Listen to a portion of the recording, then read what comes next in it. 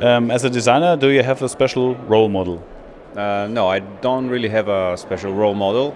I was inspired when I was a kid, having over Jean-François Crochet, which is the first designer that interacted with the company back in the 80s and the 90s. The way the process of the design creation was really more like an artistic approach rather than a design approach. And that really inspired me and in how we also are choosing designs today. I knew very soon that I wanted to be part of the business, of the Terzani business, but I thought I would be much more involved into the management side of things, and that's why my background is more like business management rather than design. But then, by surprise, about 10 years ago, I kind of started taking over all the design aspects, even though I didn't have an education or a background in design. And I just tried a few ideas that I had, and they were successful. So I kept going, and it was not planned. I see that more as an opportunity. Every challenge, you have to take it as an opportunity to do something new. And actually, the new technologies allowed us to explore new designs that could not be achieved with the old technology.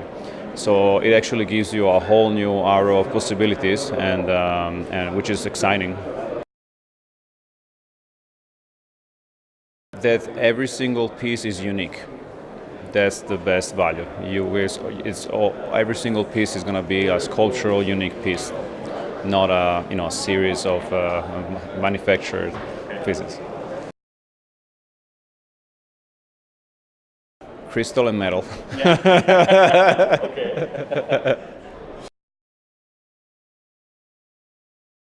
I worked in the factory when we started the Atlantis manufacturing. We're using the chains as decoration for our chandeliers. Terzani was really the first company in lighting using this. And we were so successful that I even spent weekends myself building and helping production to be able to ship. So I learned a lot about working with the chains and interlacing.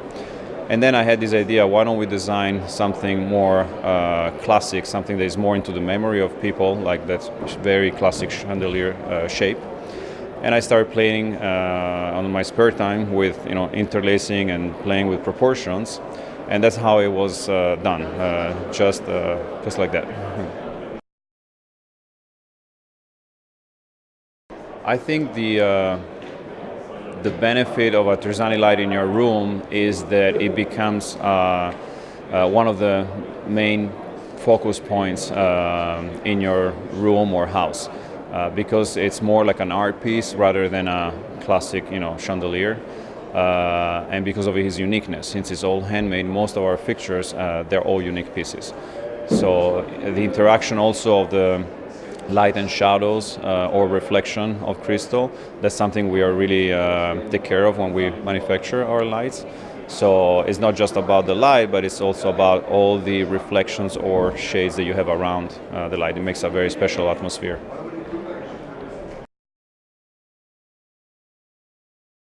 My own style, I don't know. I like minimalistic style, but with a little twist. Actually, I start getting bored about minimalistic, and I think that I start to bring back a little more of colors or mid-century styles.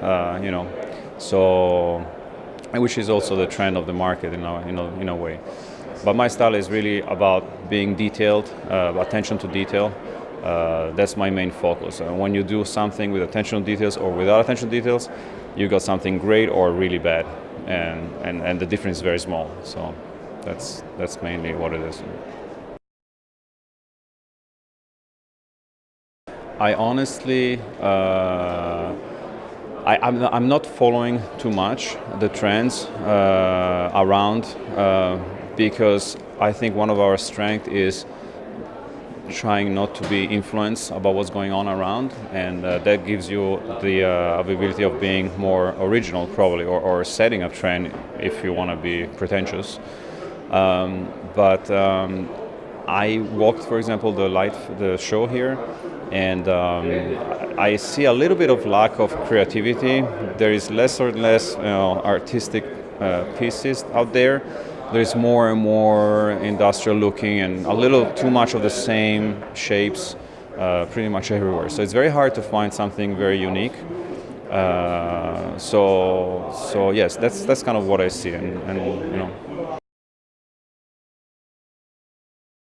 I always loved the Hugo floor lamp from Terzani, which is a design from the 80s, which is still very, very contemporary and up to date.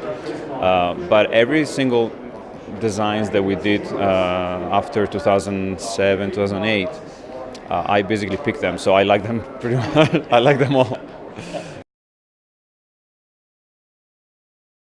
Most fun part of my work is working on new product. The interaction that you have with a designer or an artist, and working together to achieve the final product. That's super fun because you experiment, you try, you draw, and there's a lot of. It's really fun. That's I think is the most fun part of my job, working on product development. So thanks for the interview. Thank you. It was a pleasure.